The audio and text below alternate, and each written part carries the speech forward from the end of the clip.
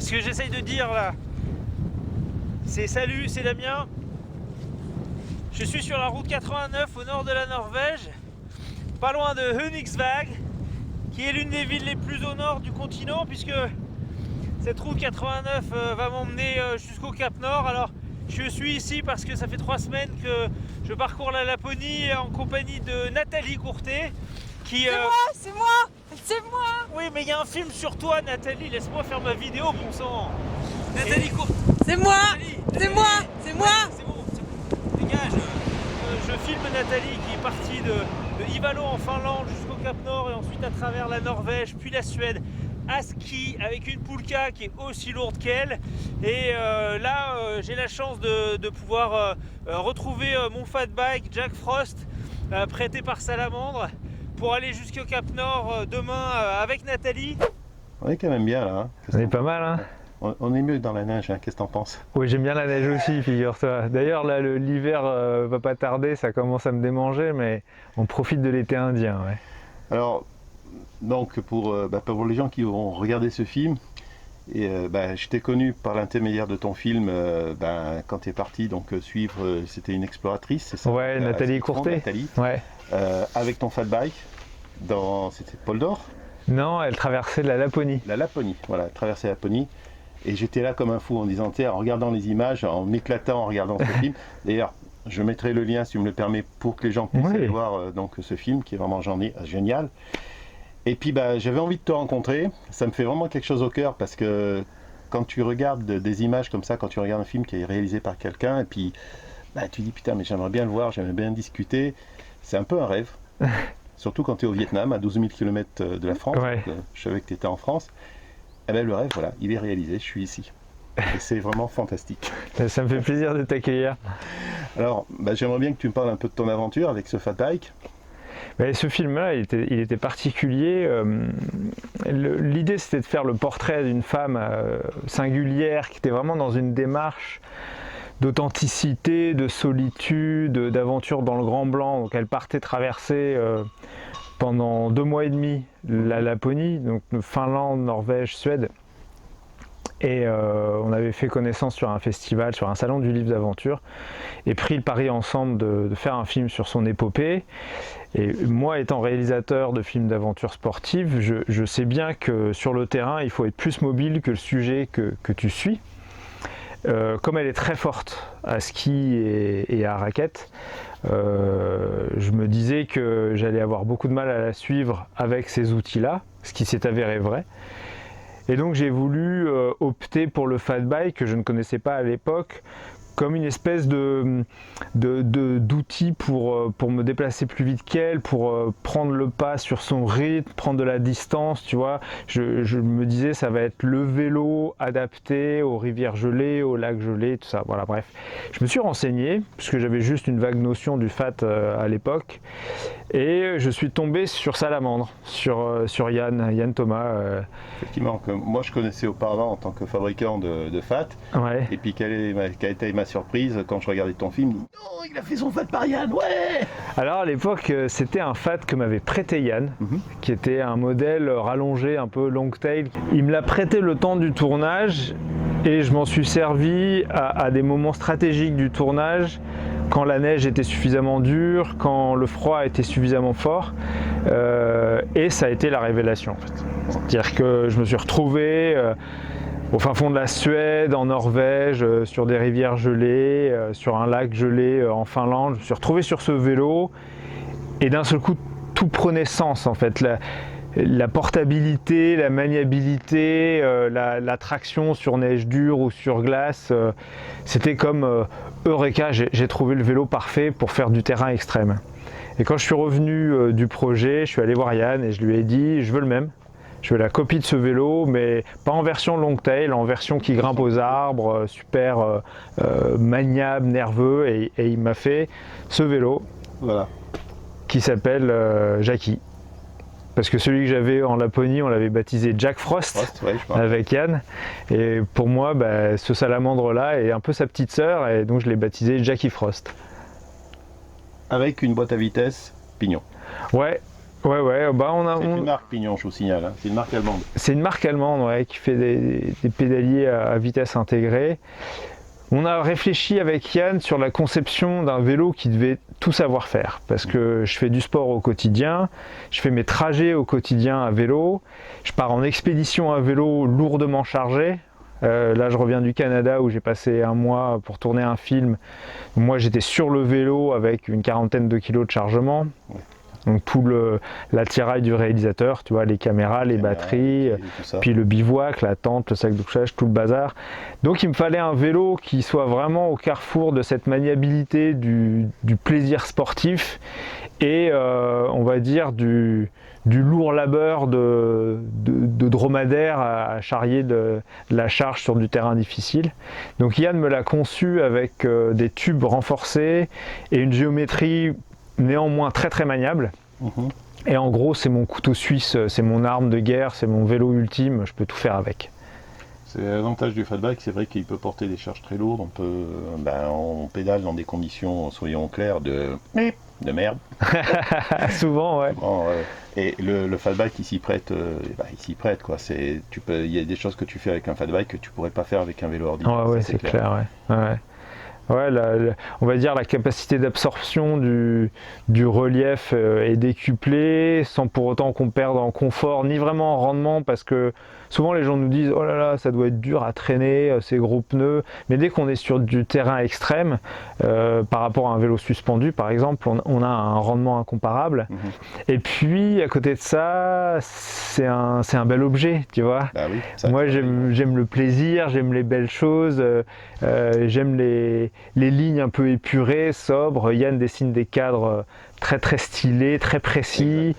Comme il attire le regard, tu viens de le dire, c'est aussi prétexte à la rencontre, parce que les gens viennent te voir, ils t'interrogent, c'est quoi ce vélo un peu bizarre. Et dans tout ça, je me retrouve en fait. J'ai l'impression que c'est un vélo qui me ressemble parce qu'il aime bien que ça bastonne un peu et puis en même temps il aime bien que ça aille vite de temps en temps. Et tu vois, il n'est pas trop compliqué, il n'y a pas 36 000 trucs dont la maintenance serait délicate, il n'y a pas de fourche, voilà, quelque chose de sobre. Yann sera sur mon film. Ah, chouette. Bah oui, tu devines qu'en étant en France, obligatoirement je vais le voir. Il sera effectivement sur mon film. Moi, ce que j'aimerais un peu que tu me parles, c'est maintenant le futur, c'est qu'est-ce qui va se passer, quels sont un peu tes projets.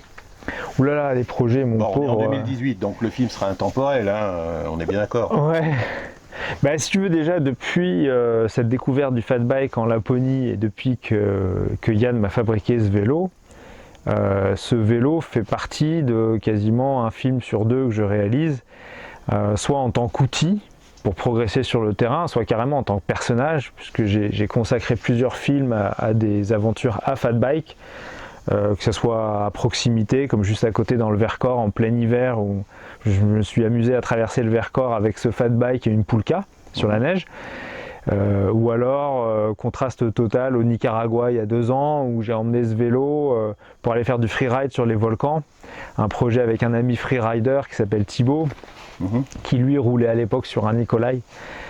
Donc on est parti avec nos gros fats, gravir les volcans et faire des descentes à freeride. Et là, je te le disais, là je reviens du Canada où le vélo a à la fois été mon outil de progression sur le terrain, puisqu'on a traversé une chaîne de montagnes très reculée dans le nord-ouest canadien. Et c'est en même temps un petit personnage du film, parce qu'on a choisi avec mon partenaire sur ce film de vraiment mettre en scène à l'image le côté réalisation, le côté envers du décor. Donc forcément je parle du vélo et de ce que le vélo me permet en termes de progression sur le terrain, parce que là on suivait une vieille piste abandonnée depuis 70 ans, donc elle disparaît de temps en temps, c'est un lit de pierre, donc c'est très chaotique, ça a été emmené par les rivières, avalé par les alluvions glaciaires, donc le fat prend vraiment toute cette dimension sur un terrain comme ça, et tu te rends compte qu'à moins vraiment d'avoir un éboulis à franchir, auquel cas il faut porter le vélo, tu arrives à rester sur le vélo beaucoup plus longtemps qu'avec un VTT classique, même dans des pentes abominables, même sur des terrains dégueulasses. À l'avenir, quelque part, j'ai envie de transmettre un peu cet amour du fat. Alors Yann m'en a fait plusieurs, il y a celui-ci là, qui est derrière moi, qui est la copie conforme du mien, mais en version light, en version gonzesse. Donc c'est mon amoureuse qui roule avec. Après, mon partenaire Cyclab m'a fourni ce petit fat qu'on a customisé pour ma fille. Il a été customisé sur la peinture par une amie qui s'appelle Camille et qui fait de la déco sur les vélos, les surfs, tout un tas de trucs. Et ma fille commence à faire mes deux filles commencent à faire un petit peu de ce fat-là, et j'attends de voir ce que ça va donner, tu vois, cette transmission sur un vélo qui est vraiment hors norme, le plaisir que ça leur procure et la sensation de sécurité aussi, tu vois. Et je cogite à l'avenir du vélo électrique, quand est-ce que le vélo électrique me permettra de faire des voyages au long cours, tu vois, en termes d'autonomie de batterie, tout ça. Il y a des choses qui arrivent. Il y a des choses qui arrivent. Il y a des choses qui arrivent. Mais il faudra que tu viennes me voir au Vietnam pour ça. Ah ouais, Ouais. Ok. Je crois que c'est obligatoire parce que les prototypes, c'est là-bas. C'est là-bas, ouais. En tout cas, je te remercie de m'avoir reçu. Ça me fait, encore une fois, je le dis, vraiment plaisir parce que voilà, tu fais partie des gens que je voulais absolument rencontrer. C'est une espèce de rêve qu'aujourd'hui je fais grâce à mon vélo. C'est vrai que comme je l'ai dit, jusqu'à présent, j'ai pas pris le temps de rouler parce que je m'occupais d'e-bike distribution. Ouais. Je me suis occupé d'Amazinger Bike, de lancer, de faire mon vélo électrique justement. Et ouais. Et maintenant, je prends le temps de rouler. Voilà. Mais t'as bien raison. Je crois qu'il faut prendre le temps. La vie est trop courte pour pas prendre le temps, hein. Ouais, exact. Puis regarde, il fait beau ici. Ouais. Ah, prendre le temps, quelle bonne chose. Mais il faut que je laisse Damien préparer sa nouvelle vidéo pour aller rendre visite à Gabriel.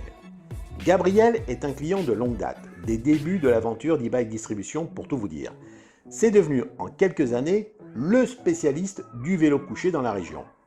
Et il profite de ma visite pour me présenter et me faire essayer son nouveau bébé. Un beau bébé, vous allez voir.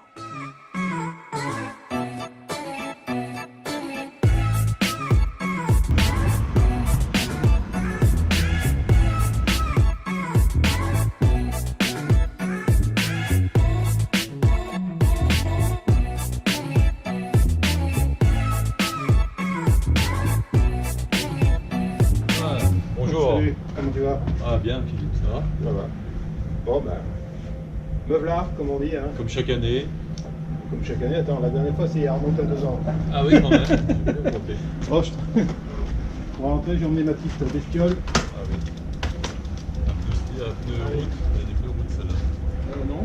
Le tricycle Azub là, que j'ai équipé avec le moteur que je t'avais commandé, un des deux moteurs Xofo. Par contre là moi, ce que j'aimerais bien faire, c'est est-ce que ça existe l'option de... Je vous l'avais dit, c'est le spécialiste du vélo couché. Cherchez pas, il n'y a pas mieux. Et son atelier, évidemment, il est trop petit.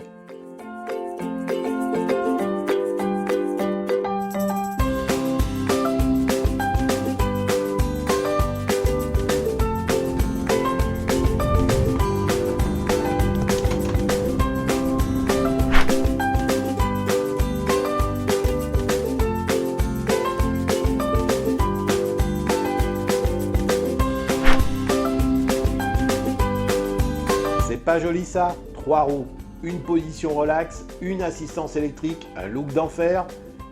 Et moi je peux rouler dessus aussi? C'est parti.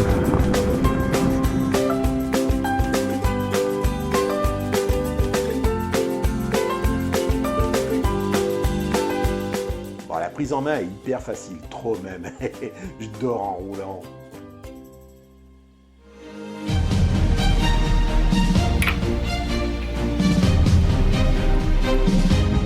Direction la Suisse où Annette m'attend.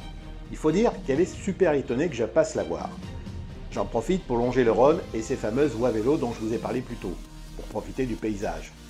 Annette est une simple cliente qui m'a commandé 2 contrôleurs sur mon site, ce qui a piqué ma curiosité. Elle m'a expliqué ce qu'elle voulait faire avec et je voulais absolument voir le résultat. Je vais vous expliquer. Finalement, à force de flâner, je suis arrivé chez Annette en fin de journée.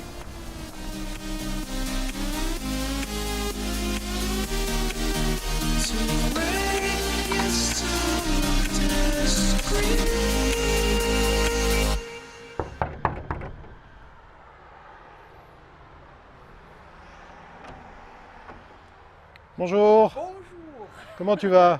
Ça va. Voilà, c'est Philippe. Comme comme ça. Hein. D'accord. Bah, je suis venu voir un peu ton vélo, donc ton vélo, pardon, ta chariote. Voilà. Mon vélo bateau. Elle a recyclé un vieux overboard pour en faire un chariot qui lui permet de mettre son bateau à l'eau et évidemment en sortir. C'est une excellente idée, car ce type d'overboard est souvent jeté aux ordures quand les batteries ou les contrôleurs sont HS, alors que les moteurs, eux, fonctionnent parfaitement.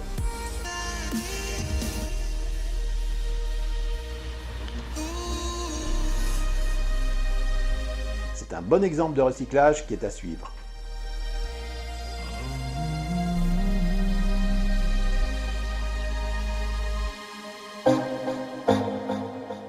Une autre femme que je voulais revoir, c'est une amie de longue date. Elle a même été mon élève dans mon ancien métier. Aujourd'hui, elle exerce une activité assez étonnante. Je suis sur l'Euro 6 qui est la voie vélo, donc l'Euro 6, qui, je crois qu'elle part de Bretagne et elle va jusqu'en Allemagne, même plus loin. Enfin, je vais vous donner les informations sur la vidéo. Et je vais rencontrer Anne-Laure. Anne-Laure qui pratique l'art-thérapie. J'espère que je prononce bien. Qu'est-ce que c'est? Ben, j'en sais rien. Et on va découvrir ça ensemble.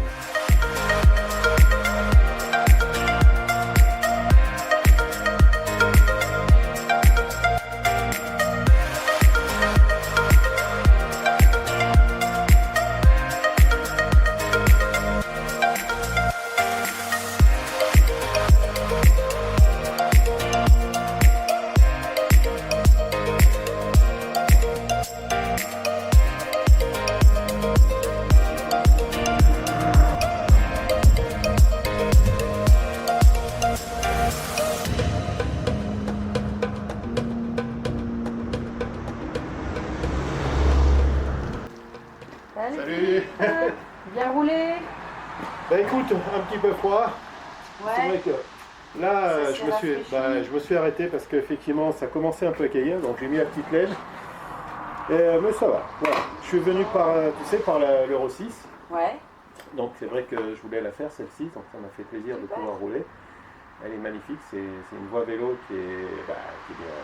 Elle est faite pour les vélos. J'ai pu filmer des écluses, filmer deux, trois petits trucs. Et tu viens je enfin suis là, voir mon atelier. voilà, pour voir ton atelier. Voilà, super. Ok. On y va? Allez, c'est parti. Je passe devant. Vas-y, rentre. Vas-y, tu me montres.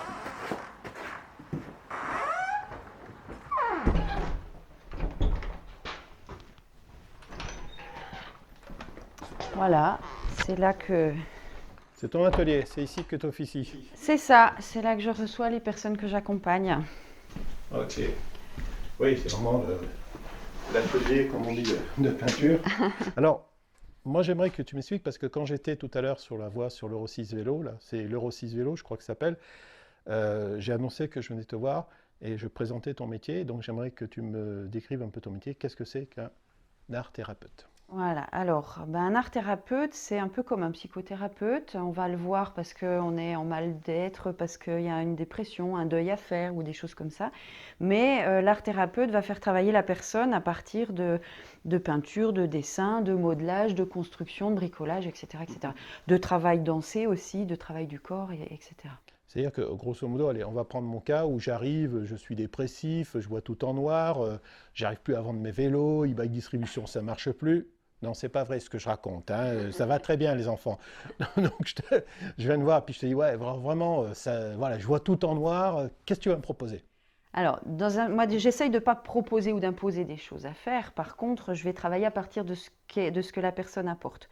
Tu arrives en disant, je vois tout en noir, moi, je vais peut-être partir de ça et dire, ben voilà, qu'est-ce que ça deviendrait à partir de la couleur noire, dire qu'est-ce que ça peut donner. Et puis, t'accompagner et ça va peut-être te donner envie de mettre d'autres couleurs, de transformer un petit peu ça. Et à travers la transformation de la création, de ton processus de création, ben, ça va transformer de l'intérieur la personne. En fin de compte, ça va te renvoyer, ça va te permettre de trouver, d'aller mieux, de trouver des solutions à ton problème. C'est ça. Alors, ça ne se fait pas en une seule séance, hein. Tu peux imaginer qu'un processus de création qui amène la personne à se transformer, à transformer une dépression, ça peut prendre quand même plusieurs séances, voire même des fois plusieurs mois, plusieurs années pour certaines personnes, hein. Mais il y en a d'autres aussi qui continuent.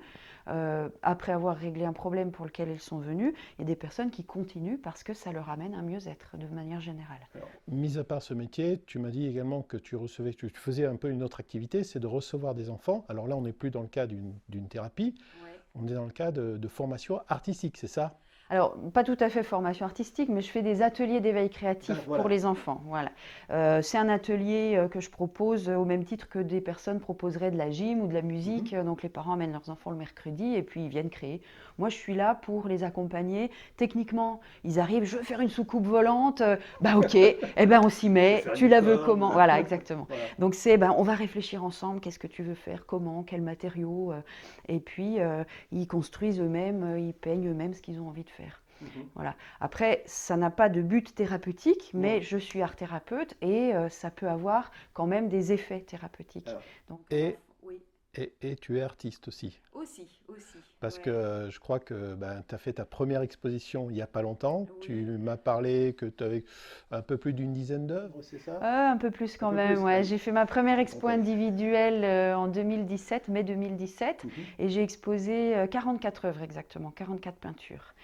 Dans un lieu magnifique, une vieille église en pierre apparente, ça c'était super chouette. Et moi, ça m'a vraiment donné envie de continuer à peindre, parce que il y a beaucoup de choses qui résonnaient chez les personnes qui sont venues voir mes peintures, et c'est vraiment ce que je cherche moi en peignant, quoi. C'est pas de déverser mon mal-être, mais c'est vraiment d'ouvrir, d'offrir une image sur le monde qui peut parler à différentes personnes, à différents niveaux. Tu vas peut-être y voir un paysage lunaire, là où quelqu'un va y voir un paysage imaginaire ou toute autre chose, quoi. Et c'est ça qui me plaît, c'est ça qui m'intéresse. Et moi, je voulais vraiment te revoir, parce qu'on se connaît depuis longtemps, mais parce que quand je suis au Vietnam, effectivement, donc, on se connaissait depuis longtemps, on a eu l'occasion de discuter, et tu as fait un virage dans ta carrière que je ne connaissais pas, et c'est pour ça que je voulais te rencontrer, pour savoir quel était ton nouveau métier, pour le comprendre, et puis en même temps pour le faire partager donc, aux gens qui vont regarder ce film-là. Merci bien. Voilà. Et maintenant, on va continuer, parce que tu m'as parlé de quelque chose qui m'intéresse, une petite spécialité, voilà, et avant de repartir dans mon voyage, j'admets que j'aimerais bien me casser une petite croûte là. Allez, c'est parti. Ça marche, tu me suis? Je te laisse passer. J'ai pas filmé la suite, de toute façon, tout ce que je peux vous dire, c'est que c'était délicieux. Allez, ma prochaine visite est pour Patrick.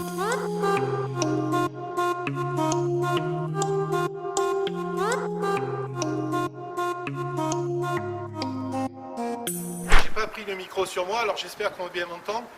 Sincèrement, je commence un peu à me léger, je suis un peu léger. Je pense que je vais m'habiller un petit peu plus chaudement. En tout cas, je voulais faire une petite prise de vue ici parce que c'est vraiment génial. Donc on est en Alsace, hein, comme vous pouvez voir. Et je laisse la caméra faire un 360 degrés pour vous montrer là où je suis aujourd'hui.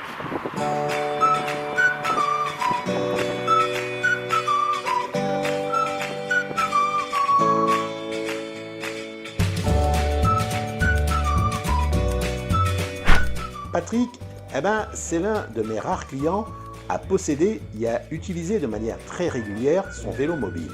Bon, c'est également un adepte de mes casques à boudin, et vous allez rapidement comprendre pourquoi, car je ne m'attendais pas du tout à ce que j'ai vu chez lui. Non seulement il possède un vélo mobile, des vélos couchés, et...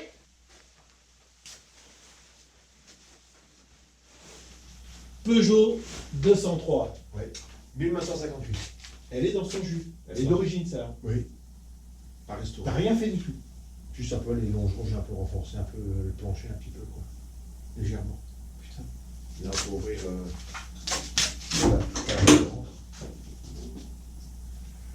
Et petit moteur. Hein. Oui, ça a 1200. 45 chevaux-dines.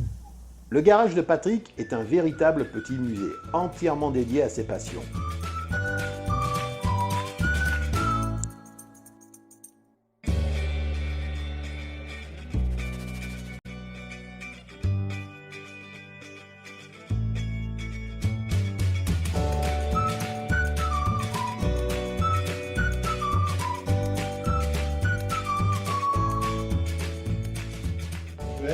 Au revoir Philippe, merci de la visite. Merci à toi pour le bon appétit, merci pour le vélo, c'est ça. On se reverra. Oui, j'espère, pourquoi pas. Est-ce que la colle a tenu? Allez, c'est bon. Et maintenant, j'y vais. Voilà.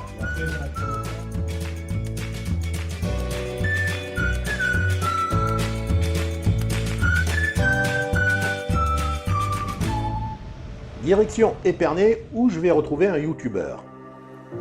Épernay se trouve à côté de Reims. Vous vous doutez que j'allais pas rater l'occasion de rendre visite à la cathédrale, malgré le temps pluvieux du matin. Il fallait bien que je vienne ici quand même, c'est la moindre des choses. C'est magnifique, c'est la cathédrale de Reims. Et, que dire de plus que je laisse parler les images. C'est grand, c'est très grand. Il y a de quoi mettre des vélos là-dedans, hein, je peux vous le dire. Là, je vais rencontrer Hubert L, qui est un youtubeur qui parle énormément de drones. Alors, c'est quelqu'un que je suis sur Internet depuis le Vietnam. Parce que moi aussi, hein, vous avez vu, hein, je fais du drone, bien que ce dernier, en arrivant en France, il est tombé en panne. Et du coup, je fais sans le drone. Hein, c'est pour ça que vous n'aurez pas beaucoup de prise de vue de moi en train de rouler. J'essaye plutôt de montrer des lieux spécifiques. Mon drone est en panne en France, donc je fais sans. Et malgré tout, je suis Hubert parce que c'est vrai que les conseils qu'il donne sur les drones, je les applique à 12 000 km de distance. Et c'était quelqu'un que je voulais absolument rencontrer. Il m'a vraiment fait le plaisir de me dire écoute, viens me rejoindre à tel endroit. Donc j'ai rendez-vous tout à l'heure avec lui pour faire une vidéo. J'espère qu'il va être très sympa. Alors en attendant, je vous laisse admirer le paysage. C'est parti, je vais rejoindre Hubert et visiblement le temps a l'air de se lever. C'est qu'il va faire moins froid. Et peut-être on va faire voler les drones finalement. Enfin, plutôt le sien, parce que le mien, comme je l'ai déjà dit, il est en panne.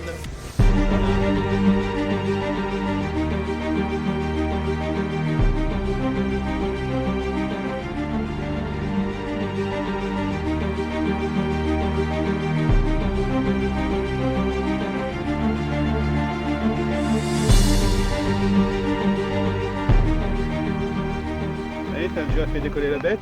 Ouais, il est en l'air. Tu vas bien? Ça va, ça va. Je t'ai trouvé facilement, il n'y a pas de souci. Oui, ça va. Par contre, disons, maintenant il fait chaud. Hein. Ce matin, quand j'ai filmé, j'étais à la cathédrale de Reims pour faire des images. Ouais, ça faisait froid. Eh oui, Là, c'est la Marne. Ouais. Quand l'automne arrive... J'ai un peu tombé le blouson, comme on dit. Je me suis mis un petit peu au frais. Comment tu Tu vas bien? Ne le perds pas. Oui, oui, t'inquiète pas, il est stable. Pas de souci là-dessus. Je tenais absolument à te rencontrer parce que je te suis à partir du Vietnam. Alors, tous les conseils que tu donnes au niveau du drone, je te cache pas que ça m'est bien utile. C'est pas toujours facile de trouver un endroit où faire voler son drone. Alors bien sûr, la première chose à faire, c'est de regarder sur la carte géoportail si le vol est autorisé. Mais en revanche, la carte géoportail ne vous informera pas sur l'environnement et sur la nature du vol que vous allez pouvoir faire. Et c'est pour ça qu'aujourd'hui, je vais vous présenter un outil qui va vous servir à choisir votre spot en fonction des critères que vous aurez choisis. J'utilise beaucoup le drone pour faire des prises de vue qui sont un petit peu différentes, pour pas avoir toujours la caméra en face de soi, pour dire je vous donne des conseils, puis non, j'essaye de faire des prises de vue vachement différentes. Et c'est vrai que le drone nous donne la possibilité de le faire maintenant, ce qui n'était pas le cas auparavant, parce qu'avant, pour faire des prises de vue aériennes, il fallait louer un hélicoptère, ça coûtait une fortune, il fallait avoir les autorisations, alors que maintenant, tu fais voler ton truc très facilement. C'est clair. Et puis ça te permet des plans, justement, comme on disait tout à l'heure, avec justement les fonctions de tracking qui sont quand même très poussées maintenant, surtout avec le 2 là, qui est sorti. Où avant, tu pouvais pas te filmer en descente, maintenant tu peux te filmer en descente. Donc tu vois, tu filmes les VTTistes. Je pense justement, j'ai fait une vidéo juste à ce sujet-là parce que un VTT en descente, eh bien avant, voilà, le drone il te suivait, mais du coup, tu devenais un tout petit point qui disparaissait. Là, tu peux vraiment suivre, voilà, avec la même distance à chaque fois dans la descente. Donc ça, et puis des travelling, voilà, des plans où même que tout seul, en fait, tu pouvais pas faire. Et là, ça te permet de faire justement des scènes comme on a fait un petit peu là, quoi. On s'est un petit peu amusé à faire des plans. Parce que du coup, je vais avoir des prises de vue de drone que je ne peux pas faire avec mon drone puisque mon drone est en panne pour ce Tour de France. Bon, c'est comme ça. Et puis du coup, voilà, du coup j'ai pu essayer aussi le fameux vélo. Alors je dois dire que c'est vrai que les grosses roues, c'est la première fois que j'essaye un vélo comme ça. C'est quand même super stable et ça c'est vraiment appréciable. Moi j'ai un vélo électrique, mais tu sais, on a des roues très fines et c'est vrai que je trouve que c'est quand même pas très stable. Là avec ça, tu roules sur l'herbe, non, vraiment sympa. C'est effectivement génial. Et voilà, tu as quelqu'un à 12 000 bornes de la France qui te regarde régulièrement, qui est abonné. Donc vous aussi, vous pouvez vous abonner à sa chaîne si vous aimez les drones, il n'y a pas de souci, au contraire, il faut. Bon, comme vous l'avez compris maintenant, toutes les images de drone qu'il y a dans le film m'ont été prêtées aimablement. Et c'est vrai que les drones, ça donne de chouettes images. Et merci à Hubert de m'avoir donné ces magnifiques plans.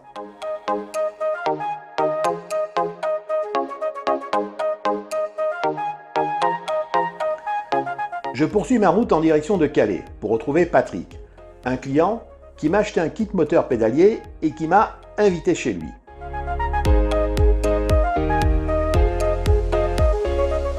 Ça va faire au moins 30 ans que je suis pas venu ici. Alors c'est vrai que globalement on va dire que ça fait 17 ans que je suis au Vietnam et ça fait une trentaine d'années que je n'étais pas venu à Calais. Et dans ce voyage je me suis fait plaisir et je vais vous faire découvrir quelques lieux pour ceux qui ne connaissent pas de Calais.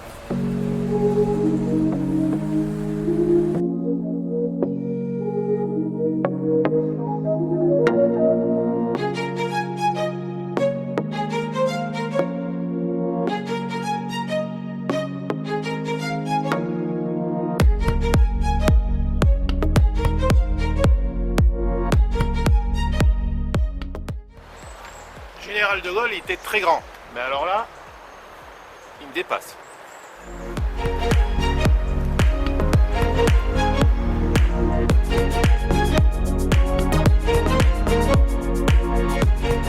Je me suis arrêté pour la regarder d'un peu plus près.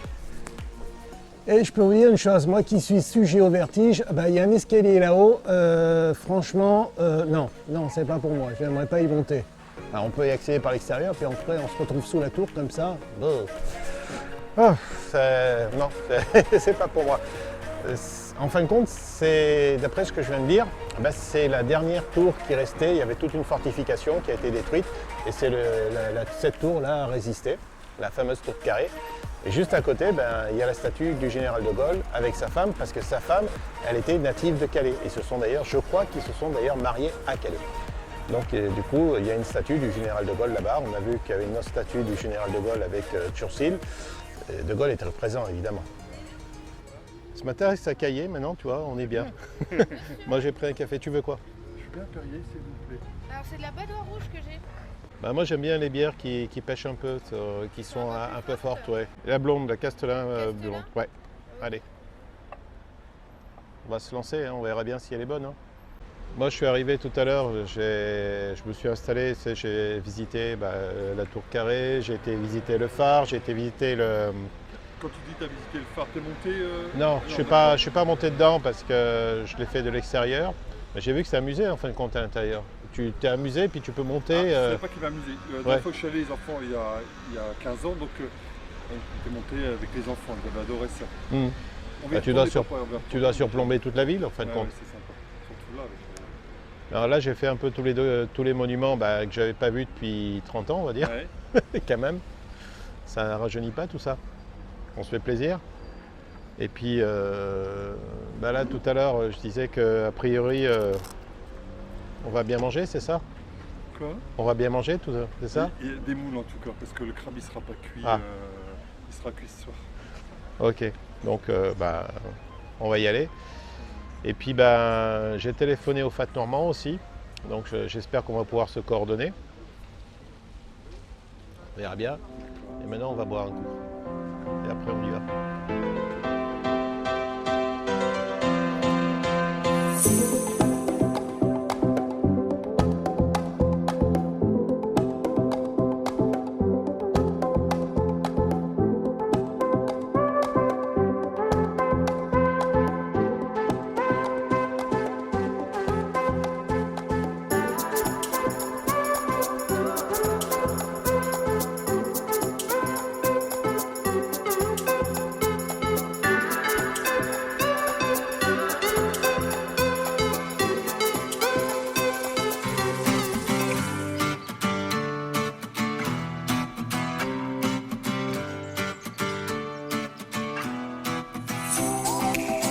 Mon séjour arrive petit à petit à sa fin. Je vais retrouver un copain qui lui aussi a changé radicalement sa vie professionnelle. Vous allez voir. J'ai rendez-vous chez Fred. Fred est un ancien dépositaire d'e-bike distribution Et aujourd'hui, il est dans la musique, c'est-à-dire que c'est pas une reconversion parce qu'il était passionné, c'était déjà musicaux, mais jusqu'à présent, il jouait, je dirais, en amateur, et là, il est en passe de devenir professionnel puisqu'il va sortir bientôt son premier album. Donc, du coup, je vais lui rendre une petite visite. Ça sera certainement la dernière visite que je fais de mon voyage. Ça me fait super plaisir de le revoir parce que ça va faire quelques années maintenant qu'on ne s'est pas vu. Et je vais pouvoir lui présenter mon vélo. On va filmer ça.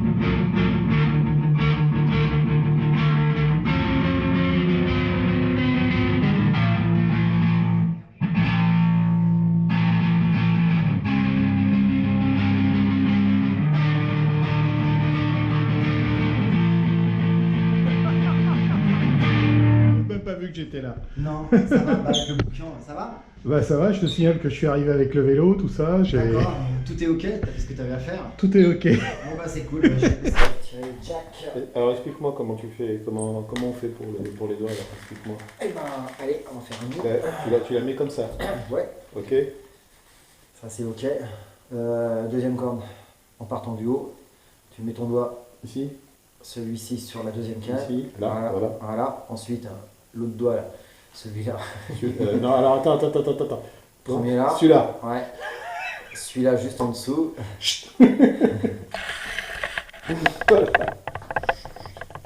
Donc celui-là. Ouais. En dessous. Ensuite juste en dessous. J'ai des gros doigts moi, attends. Voilà, c'est tout bon. Tu grattes et t'as mis. Là tu fais la même chose en dessous. En fait tu prends tes doigts et tu les décales en bas. Et t'as un là. Ouais, sauf qu'elle n'est pas cordée la tienne non plus. Voilà. Et ensuite t'as un ré. Là c'est plus compliqué. C'est ça, c'est pas simple ça. Ici, ici et l'autre ici. Ouais, ok. Alors celui-là ici. Non, là c'est en bas. Faut prendre la quatrième corde. Quatrième. 1, 2, 3, 4. Là. C'est ça, non, sur la deuxième case. Ah d'accord. Ouais, sauf que c'est merde. C'est une majeure, c'est ça que tu poses dessus. Et puis on est bon. Et puis là tu peux reprendre du comment ça s'appelle, du Blues Brothers.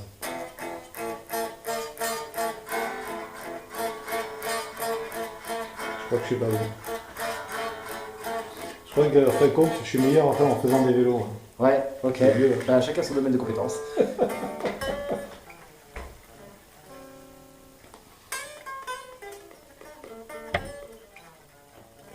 Chine.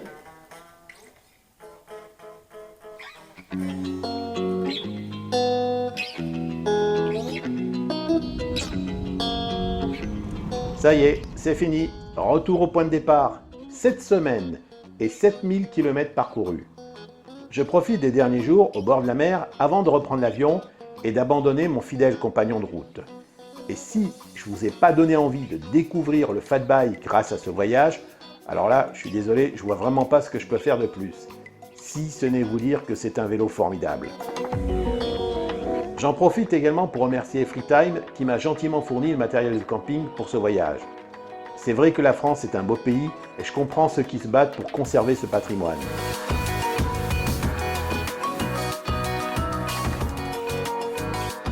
Quant à mon fidèle Junker 290, c'est mon copain Jacques de Carry Couleur qui s'est proposé de me le racheter. Et vraiment, je suis hyper content que ce soit un copain qui maintenant veille sur lui. Si vous passez par Lyon et que vous êtes passionné de photos, n'hésitez pas à lui rendre visite.